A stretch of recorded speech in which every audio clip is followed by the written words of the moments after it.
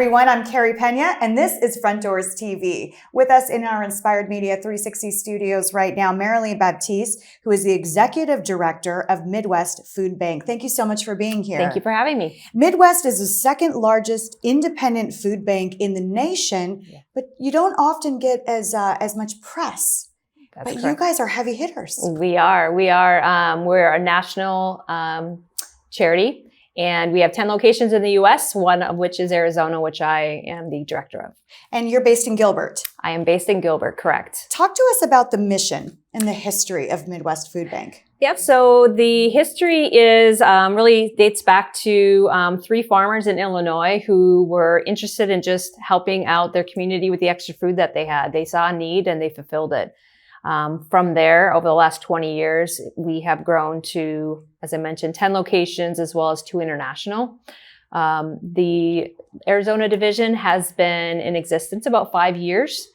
We currently serve about 265 different nonprofit partners. So that would be schools, food pantries, churches, etc. And we distribute food to them biweekly without any cost. And by extension, you help feed 350,000 people monthly. Monthly. So your reach is very large. It is. So we do not have any geographical boundaries. So we typically serve all 4 points of the state. So during the pandemic, things increased even quite further. We serve, Navajo Nation, Colorado City, Parker, all the way down to Tucson and the White Mountain area.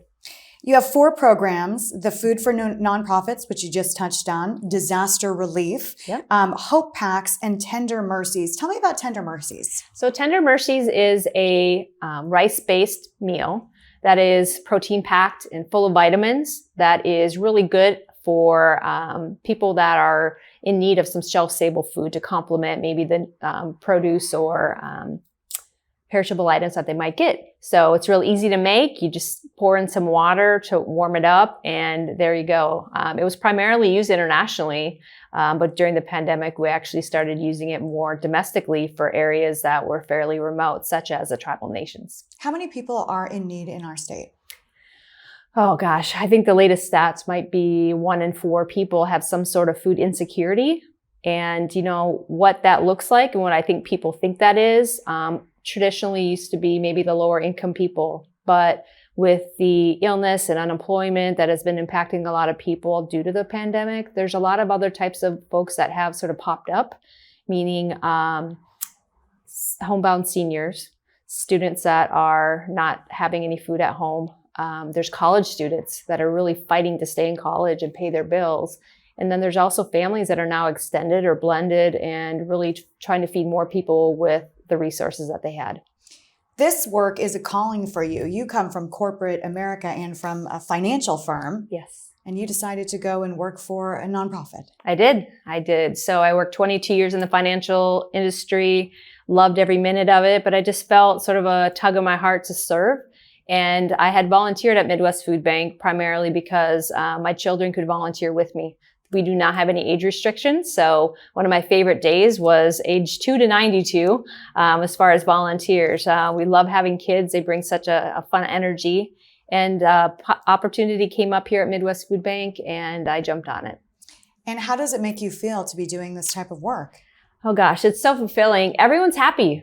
We have the agencies that come pick up, they're happy. The volunteers that are there giving and serving, they're happy. The staff is there happy. It's really a wonderful environment to be around, and we really enjoy being able to do God's work. Talk to me about the tax credit and how folks can help. The tax credit is something that is really beneficial to us. So essentially, we can take every $1 donated and convert it into over $30 worth of food and supplies.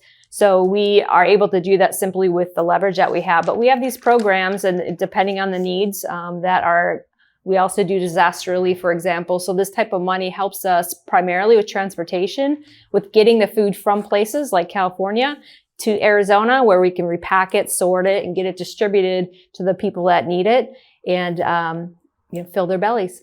Every dollar donated is converted into about $30 worth of food and supplies.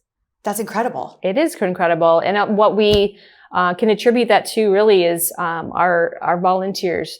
We have, last year was over 5,000 volunteers and 70,000 volunteer hours. We couldn't do this work without them. We have a small staff of 7. Not everyone's even full-time, but we run very lean. So over 99 cents of every dollar that we have goes right back into these programs. They do not go into other unnecessary expenses. Marilee, thank you so much. Really appreciate you being here. And thanks to all of you for watching. I'm Carey Pena. This is Front Doors TV.